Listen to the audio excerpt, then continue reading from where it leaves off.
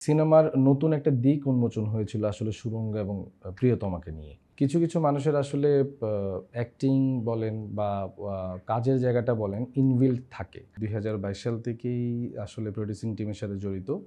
আমার ১ম সিনেমা 'সুড়ঙ্গ'। রকস্টারের শুটিং অ্যাকচুয়ালি বাংলাদেশে আমরা যেভাবে শুটিং প্যাটার্নে কাজ করে থাকি, এই জায়গায় আমরা আমাদের শুটিং মডিউলে কিছু চেঞ্জ এনেছি। আ এটা আসলে বলতে গেলে সাকিব ভাইয়ের সাথে কাজ করার যেই experience, it's a very nice এবং আমাদের কিছু স্পেশাল রিকোয়ারমেন্ট ছিল বিকজ অফ আমাদের মেগাস্টারকে নিয়ে আমরা ওখানে কাজ করছি। যে রকস্টার টিমে আমি অ্যাসিস্ট্যান্ট প্রোডিউসার হিসেবে কাজ করেছি এবং আমি বেসিক্যালি প্রোডিউসিং টিমেই কাজ করি। আমি ২০২২ সাল থেকেই আসলে প্রোডিউসিং টিমের সাথে জড়িত। আমার ১ম সিনেমা 'Surongo' as a executive producer.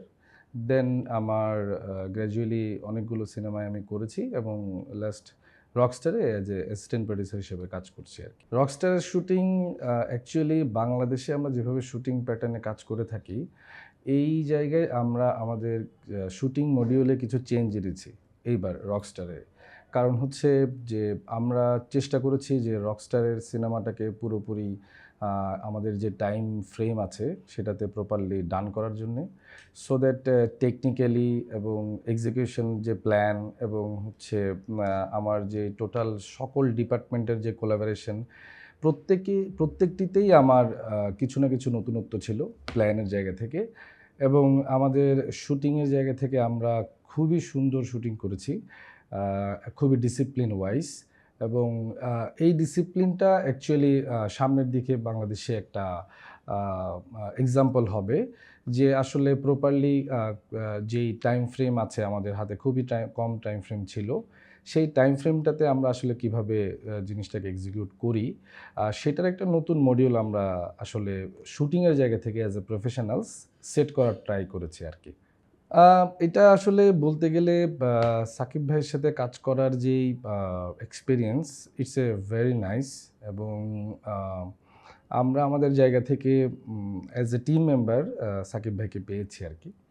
তো অ্যাকচুয়ালি আমরা যে টিম রকস্টারে কাজ করেছি, সেখানে আ আমাদের যেই এক্সিকিউশন প্ল্যানগুলো ছিল, সেই এক্সিকিউশন প্ল্যানের সাথে সাকিব ভাই আমরা অ্যাজ এ টিম কাজ করেছিলাম আরকি।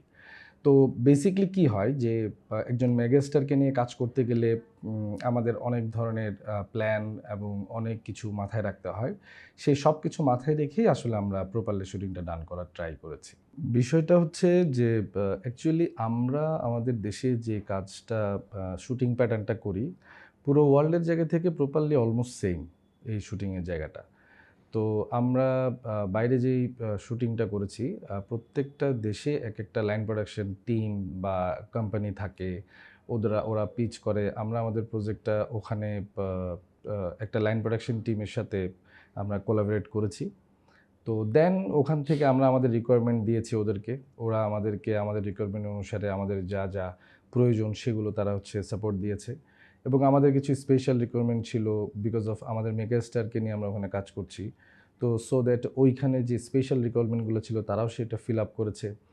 আর অ্যাজ এ টিমের জায়গা থেকে আমরা যে বিদেশে বাইরে যে এক্সপার্ট গুলোকে নিয়ে আমরা কাজ করেছি, তাদের সাথে আসলে অ্যাকচুয়ালি আমাদের পূর্ব অভিজ্ঞতা অনেক ভালো ছিল এবং আমরা তাদের সাথে আগেও কাজ করেছি এবং তারা অলমোস্ট সবাই professionals. We are also professionals. So that আমাদের তেমন কোনো প্রবলেম হয়নি। আর আমাদের জায়গা থেকে আমাদের যে পরিমাণ প্ল্যান এবং এক্সিকিউশন প্ল্যান আমরা সবকিছু হচ্ছে অনলাইনে তাদের সাথে অনেক আগ থেকেই শেয়ার করছিলাম। তাদের অনেক কনসার্ন ছিল, আমাদের অনেক কনসার্ন ছিল। সো দ্যাট আই থিংক এই যে এখানে একমাত্র কমিউনিকেশনটা স্ট্রং থাকার কারণে আসলে আমাদের এই শুটিংয়ের জায়গা থেকে কোনো প্রবলেম ফেস করিনি আরকি। স্বল্প পরিসরে আসলে বলাটা কঠিন। কারণ দীর্ঘদিন ধরে উনার সাথে কাজ করছি, দীর্ঘ ৬ মাস ধরে। তো উনার অনেক এক্সপেরিয়েন্সের জায়গা থেকে শেয়ারিং এবং কাজের জায়গা থেকে শেয়ারিং, আমরা আমাদের নিউ প্যাটার্নের যে ফ্রেমিং আমরা চাচ্ছি বাংলাদেশের দর্শককে দেওয়ার জন্য। তো ইটস এ আ মানে ৬ মাস 24 আওয়ার্স একটা মানুষের সাথে কাজ করতে গেলে আসলে স্বল্প পরিসরে কিছু বলা যায় না। বাট আমি একটা জিনিস বলবো যেটা আমাকে অনেক বেশি ইন্সপায়ার করেছে তার জায়গা থেকে, কাজের জায়গা থেকে, সেটা হচ্ছে যে তার ভিশন অ্যান্ড তার যে চাওয়াটা, ইটস এ ক্লিয়ার। এটাতে কোনো ধরনের হচ্ছে কনফিউশন নাই এবং সে কখনো কনফিউজ থাকেও না। সে যেটা চায় এবং সে যেটা করতে চায় সেটা প্রপারলি টিমকে ক্লিয়ারলি অ্যাপ্রোচ করে। এবং আমাদের যে প্রডিউসিংয়ের জায়গা থেকে আমাদের অনেক ধরনের প্রবলেম থাকে বিষয়গুলোকে অ্যারেঞ্জ করা এবং এগুলোকে এক্সিকিউশন করার জায়গা থেকে, তখন আমরা যখন ওনার সাথে আলোচনা করতে যাই, উনি তখন এটাকে প্রপারলি ওনার জিনিসটা রেখে কিভাবে সর্ট আউট করা যায়, এটা আমাকে সবসময় তিনি হেল্প করেছেন। আর আরেকটা জিনিস বলতে পারি ওনার কে নিয়ে, সেটা হচ্ছে ওনার দেখার জায়গাটা একটু ভিন্ন। আমরা এই রকস্টার সিনেমায় আজমান রুশোর ভিশন এবং আজমান রুশোর ভিজুয়াল অ্যাসপেক্টস কেমন এবং আজমান রুশো কীভাবে আসলে সিনেমাটাকে দেখতে চায় সেটা আমরা দেখব অবশ্যই। এবং কাজের জায়গা থেকে অ্যাজ এ প্রডিউসার আমি সেটা বলবো যে আমরাও কাজের জায়গা থেকে আমাদের প্যাটার্নও চেঞ্জ হয়েছে। কারণ একজন ডিরেক্টরের চাওয়ার উপর নির্ভর করে আসলে এক্সিকিউশন প্ল্যানটা কীভাবে হবে। তো so that as a producer সেই জায়গা থেকে মানে প্রডিউসিং টিমের জায়গা থেকে আমরা অনেক নতুনত্ব পেয়েছি এবং আমাদের কাজের জায়গা থেকে অনেক স্মার্ট একটা প্ল্যান আমরা করতে পেরেছি বিকজ অফ ডিরেক্টরের চাওয়াটাও অনেক স্মার্ট ছিল বলে। তো সো দ্যাট আমি একটা কথাই বলবো যে আজমান রুশো খুবই বেস্ট একটা ওয়ে অফ ওয়ার্ক প্ল্যান করতে চায় বাংলাদেশে এবং উনি as a no compromise director হিসেবে আসলে আমার কাছে সবসময় থাকবেন আর কি। রকস্টারের গান আমাদের সবারই খুব প্রিয়, আপনাদেরও প্রিয় হবে ইনশাল্লাহ। তো রকস্টারের গানটা আমাদের যে 90s জায়গা থেকে বলেন এবং আমরা 2000-এর জায়গা থেকে এরপরে আসলে রক যে ব্যান্ড, এই ব্যান্ডটাকে আসলে আমরা রিফর্ম করতে পারিনি সিনেমাতে।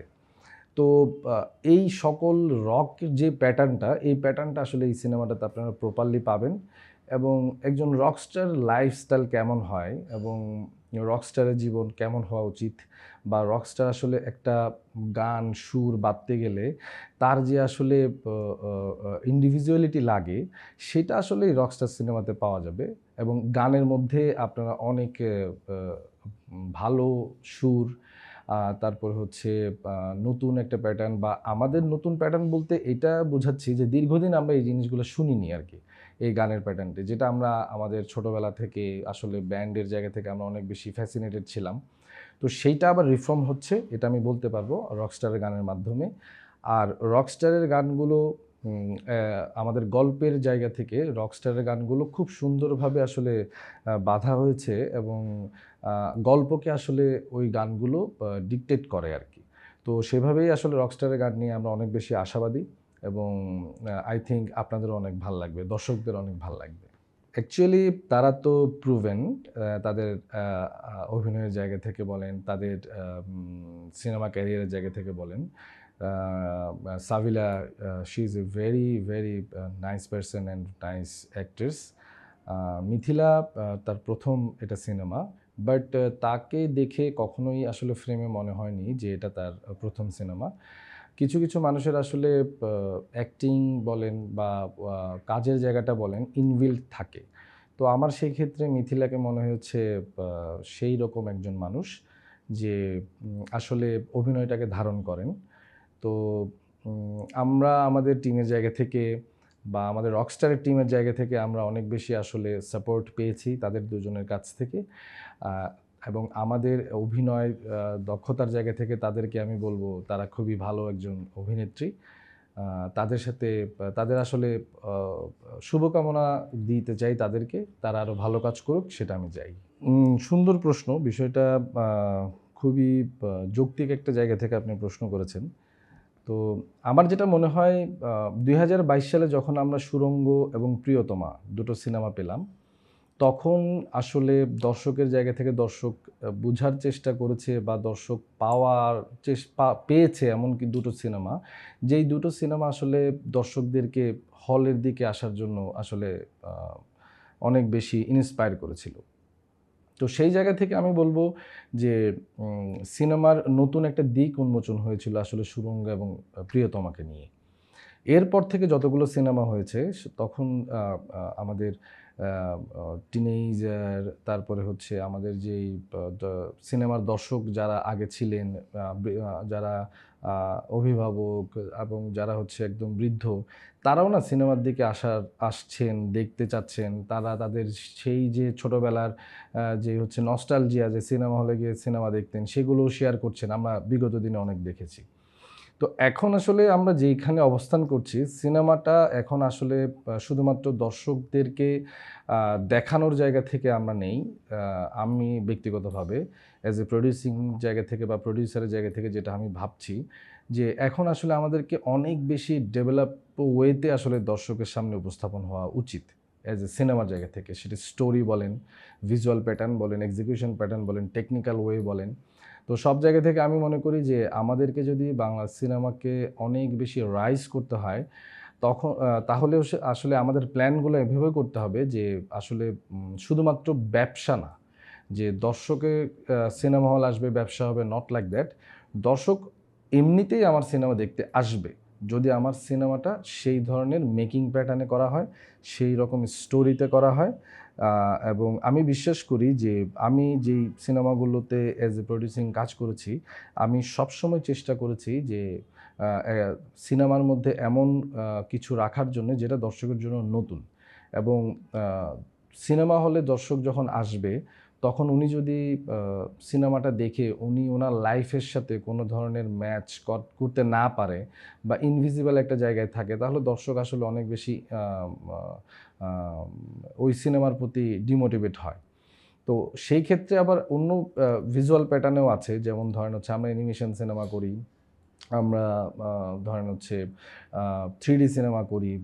সেই ক্ষেত্রে অনেক ধরনের আছে যেগুলো ফ্যান্টাসি, যেগুলো হচ্ছে অনেক বেশি স্টাইলাইজেশন সিনেমা। সেই ক্ষেত্রেও সেই সিনেমাগুলোও আসলে আমরা করতে চাই বাংলাদেশে। কারণ বাংলাদেশের দর্শকের জায়গা থেকে বাংলাদেশের দর্শক কিন্তু সব কিছুই দেখে। এখন অনেক ওটিটি প্ল্যাটফর্ম আছে, যেগুলো ইন্টারন্যাশনাল ওটিটি প্ল্যাটফর্ম আছে। সবাই কিন্তু আসলে সেগুলো দেখার সুযোগ আছে বিকজ অফ আমাদের এখন অনেক বেশি ইন্টারনেটের প্রচলন হয়েছে, সবার হাতে হাতে মুঠোফোন। তো সো দ্যাট আমাদেরকে এমনভাবে সিনেমাকে আসলে রিপ্রেজেন্ট করা উচিত যাতে নতুনত্বটা থাকে। আমরা এটা বলতে পারি রকস্টার সিনেমায় আপনি যে ভিজুয়াল প্যাটার্ন বা দর্শক যে ভিজুয়াল প্যাটার্ন দেখবে, সেটা ইন্টারন্যাশনাল মানের এবং ইন্টারন্যাশনালি সেটা যে কোনো জায়গায় আপনি রিকগনাইজ করতে পারবেন যে এটা আমার বাংলাদেশের সিনেমা। That's it. দর্শককে বলবো অবশ্যই সিনেমা হলে এসে সিনেমাটা দেখুন।